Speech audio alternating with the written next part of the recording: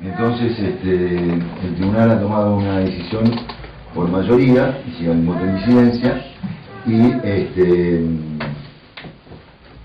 y vamos a leer cada uno de los jueces, vamos a leer su voto.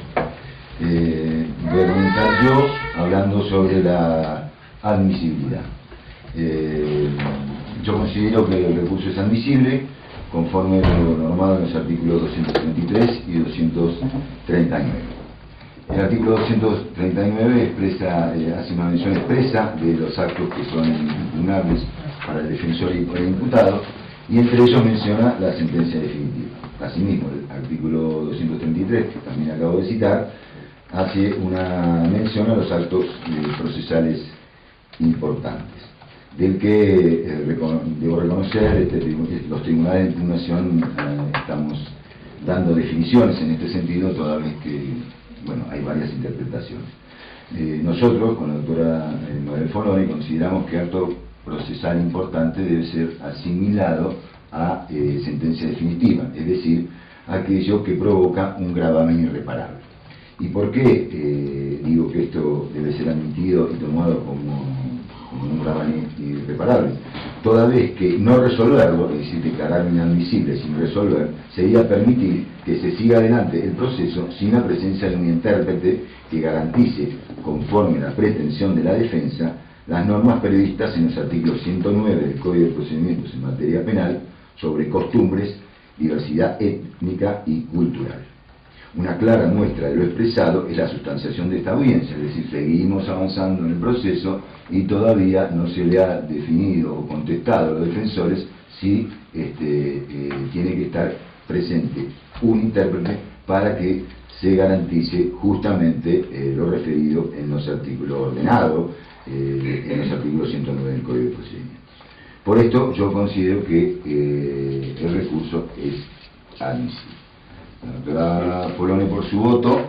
También considero en igual sentido la admisibilidad del recurso, la admisibilidad formal, ¿no? Bueno, yo, a diferencia de lo resuelto por la mayoría, considero que el recurso no sortea satisfactoriamente el juicio de admisibilidad formal. El artículo 227 del Código de Procedimiento establece que las partes solo podrán impugnar las decisiones judiciales que les causen agravio, y entiendo que el agravio debe ser objetivo, es decir, debe apreciarse desde el punto de vista del ordenamiento jurídico y no desde el criterio subjetivista del recurrente. Por eso no basta con efectuar una enumeración de las disconformidades que se tienen con la decisión recurrida, sino que debe explicarse por qué se ha causado una afectación de los derechos de quien los reclama y, fundamentalmente, cómo han incidido esos vicios o errores en el resultado del proceso, o en este caso, en el resultado de la audiencia de formulación que se realizó el pasado 11 de marzo. Por eso, en este sentido, pese al requerimiento de precisiones de uno de los integrantes del tribunal, entiendo que la defensa no ha explicado cuál fue la consecuencia o incidencia perjudicial que le generó en el caso concreto para sus asistidos la realización de la audiencia sin la presencia de un intérprete. Por esa razón yo entiendo que el juicio de admisibilidad formal no se sortea satisfactoriamente y el recurso debe ser declarado inadmisible desde el punto de vista formal. Bueno, muy bien. Bueno, recién habiéndose resuelto esa primera cuestión por mayoría, continúo con el voto y me voy a referir obviamente al planteo de fondo. En primer término, considero que fue muy oportuna la aclaración formulada por la defensa sobre la comprensión de sus asistidos del idioma nacional. Con esto acotó con precisión y justeza los términos del agravio. En este sentido, no alegan los letrados que se afecte la defensa en juicio, es decir, no me puedo defender si no entiendo de qué me acusan. Tampoco proponen que se afecte el principio de culpabilidad, eventualmente para hacer mención a un error culturalmente condicionado. Nada de eso. Sin embargo,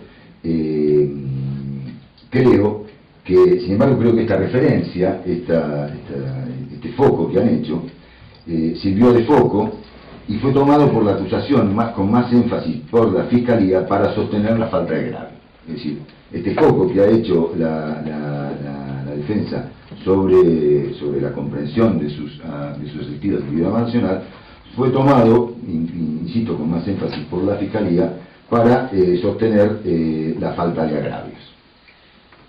Yendo entonces a las cuestiones precisamente impugnadas, debemos centrarnos en el artículo 109 y su correlato con el artículo 9.2 del convenio 169 de la Organización Internacional del Trabajo, que refiere a que las autoridades y los tribunales llamados a pronunciarse sobre cuestiones penales deberán tener en cuenta las costumbres de dichos pueblos en la materia.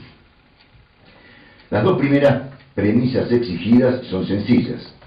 Esta es una cuestión penal, se trata justamente de un proceso donde se plantea una incidencia en un conflicto penal, y con la misma obviedad la segunda, integramos un tribunal que debe resolver en esta materia. Finalmente, la tercera proposición, tener en cuenta las costumbres de dichos pueblos en la materia, me permito responderla con otra pregunta. ¿Puede existir algo más arraigado a la cultura y a las costumbres que la lengua o el idioma? Parece difícil negarlo. Desde la religión hasta el psicoanálisis nadie refuta esta relación tan íntimamente ligadas entre lengua y cultura. En varios pasajes de sus alegatos de clausura, los acusadores, público y privado, hicieron referencia a la ausencia de afectación del debido proceso. Podría invertirse la premisa y cuestionarse si realmente lesiona, agravia, entorpece o desgasta el debido proceso o el bloque constitucional la presencia de un intérprete en un proceso con un sistema de audiencias, es decir, donde la oralidad es la herramienta esencial para garantizar el resto de los principios procesales, publicidad, inmediación, delegación de funciones, y donde la lengua, el idioma y la forma de expresarse son claves, a tal punto que los propios litigantes deberán cambiar sus discursos y abandonar latinajos y tecnicismos, por ejemplo, frente a un tribunal popular.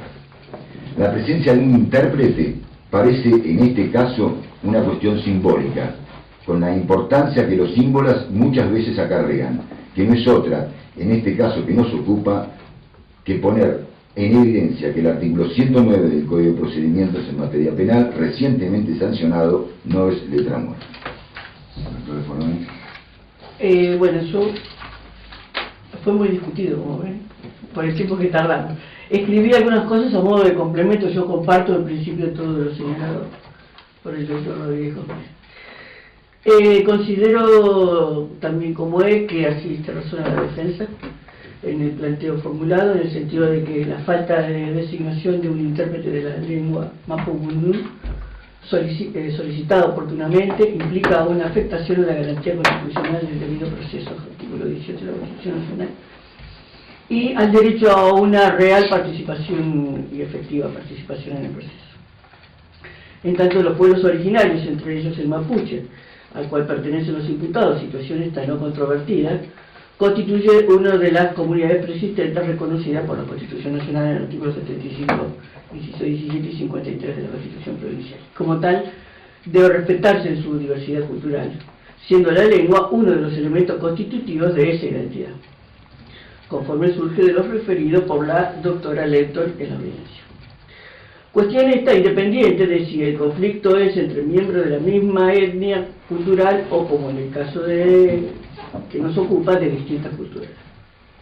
Razón por la cual no se comparte lo mencionado por los acusadores en el sentido de que la cuestión debe reducirse al mero conflicto penal, sino que en el presente caso debe señalarse como una característica propia de los imputados al referir la conducta reprochable que pertenecen a una diversa cultura.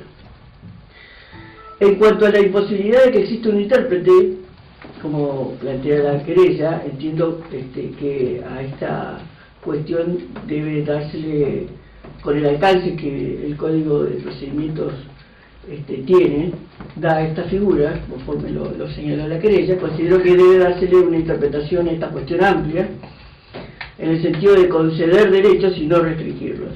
Esto en sintonía también con lo planteado por la defensa en relación al principio de pro homini que debe sustentar las resoluciones judiciales. Por otra parte, resulta irrazonable, a mi entender, pensar que la defensa pueda solicitar una medida de imposible cumplimiento. Por tanto, considero que una persona de la comunidad que conozca la lengua y pueda transmitirla resulta suficiente para cumplimentar los requerimientos de la defensa. No considerando una medida inaceptable, no consideramos una medida inaceptable por lo mismo con el sistema procesal de la provincia, como refiere la querella, ¿no? Que había sido el agravio de la querella. En relación al segundo agravio de los defensores, tal como ustedes mismos lo señalaron, la defensa misma lo señaló, para el caso, como el presente, que se está haciendo lugar a su petición, las precisiones serán requeridas y evacuadas en relación a los cargos formulados en la audiencia final.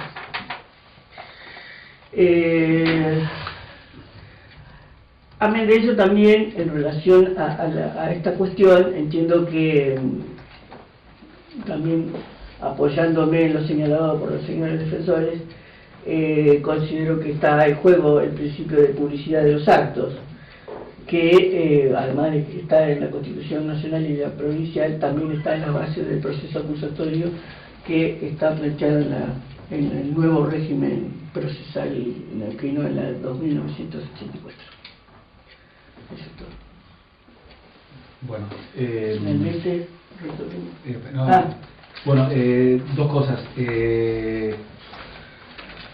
Omití al resolver la primera cuestión expedirme respecto de la admisibilidad formal del segundo agravio, así que lo voy a hacer ahora.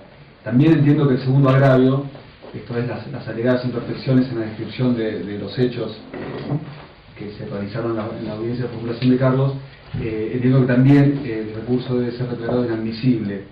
De acuerdo a la última parte del artículo 233, considero que el agravio es susceptible de ser tratado en una instancia posterior del proceso, como lo es la audiencia de formulación de cargos y eventualmente también la sentencia. Y esto tiene que ver con ideas básicas que yo entiendo se han implementado a partir de la sanción del nuevo Código Procesal Penal, que es obtener una administración de justicia rápida e impedir que los procesos se extingan por la materialización de plazos máximos de duración, ya sea totales o intermedios, y evitar asimismo, en todos los casos donde no se generen consecuencias irreparables para el recurrente, que el proceso se vea interrumpido por el tiempo procesal que demanda la impugnación. Así que bueno, completando el pronunciamiento respecto de este agravio con relación a la primera cuestión.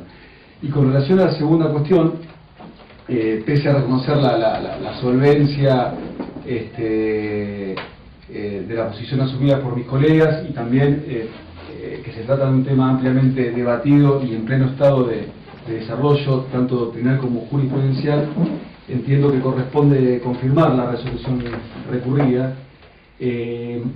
Lo señalado en la primera cuestión de alguna manera marca la solución que propongo sobre la cuestión de fondo, y básicamente considero que la defensa ha reconocido que los imputados comprenden el idioma oficial, y en mi entendimiento no se ha podido explicar o establecer un nexo entre el hecho de haber realizado la audiencia sin la presencia de un intérprete y la alegada imposibilidad de tener una participación real y efectiva en la audiencia de formulación de cargos que produzca un menoscabo real y efectivo en el derecho de defensa y el debido proceso legal.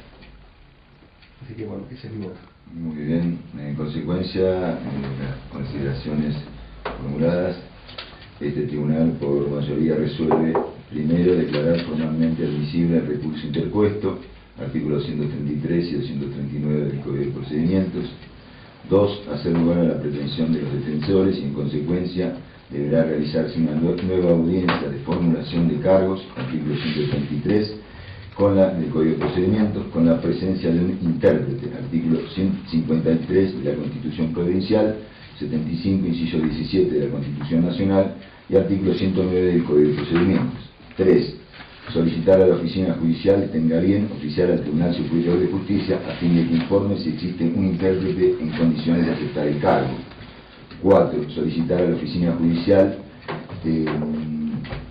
en caso de resultar negativa la respuesta del Tribunal Superior de Justicia, oficia a la Confederación Indígena y o Mapuche de Neuquén, remita un listado de personas en condiciones de aceptar el cargo. 5. Sin perjuicio de lo antedicho, solicitar a los señores impugnantes que, como una gestión de colaboración con el tribunal, aporte referencia de personas en condiciones de aceptar el cargo y con ello se concrete su solicitud. Bueno, nada más. Se hace reserva de la del caso federal formulada por la querella.